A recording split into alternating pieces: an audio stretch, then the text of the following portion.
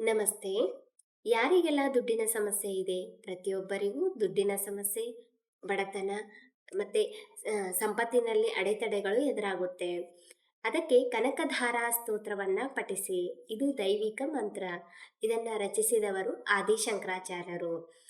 ಲಕ್ಷ್ಮೀದೇವಿಯ ಕೃಪೆಯನ್ನ ಪಡೆಯಲು ಇದು ಅತ್ಯಂತ ಪವಿತ್ರವಾದ ಮಂತ್ರ ಅಂತ ಹೇಳ್ತಾರೆ.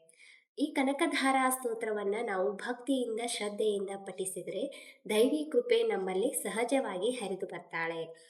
ನಾವು ಬೆಳಿಗ್ಗೆ ಪ್ರತಿದಿನ ಸ್ನಾನ ಮಾಡಿ ಲಕ್ಷ್ಮೀ ದೇವಿಯ ಮುಂದೆ ದೀಪ ಹಚ್ಚಿ ಈ ಸ್ತೋತ್ರವನ್ನ ಓದಬೇಕು. ಓದುವಾಗ ಮನಸ್ಸಿನಲ್ಲಿ ನಾನು ಸಂಪತ್ತಿನಲ್ಲಿ ಯೋಗ್ಯ ಅಂದು ನಂಬಿಕೆ ಇಟ್ಕೊಂಡು ಓದಬೇಕು. ಇದು ದುಡ್ಡಿಗಷ್ಟೇ ಅಲ್ಲದೆ ನಮ್ಮ ಮನಸ್ಸಿಗೆ ಶಾಂತಿ ಮತ್ತು ಮನೆಯಲ್ಲಿ ಸಮೃದ್ಧಿ, ಜೀವನದಲ್ಲಿ ಸೌಭಾಗ್ಯಗಳನ್ನು ನೀಡುತ್ತೆ. ಅದಕ್ಕೋಸ್ಕರ ನಮ್ಮ ಮನಸ್ಸು ಶುದ್ಧವಾಗಿರಬೇಕು ಮತ್ತು ಸತ್ಯವಾಗಿದ್ದರೆ ಈ ಸ್ತೋತ್ರವು ಅತ್ಯಂತ ಫಲವನ್ನು ನೀಡುತ್ತೆ. ಜೀವನದಲ್ಲಿ ದುಡ್ಡು ಬೇಕಾದರೆ ದೇವಿಯನ್ನು ನೆನೆದು ಕನಕಧಾರಾ ಸ್ತೋತ್ರವನ್ನು ಪಠಿಸಿ. ವೀಕ್ಷಕರೇ, ಈ ವಿಡಿಯೋ ಇಷ್ಟ ಆಗಿದ್ರೆ ಲೈಕ್ ಮಾಡಿ, ಶೇರ್ ಮಾಡಿ. ಧನ್ಯವಾದಗಳು.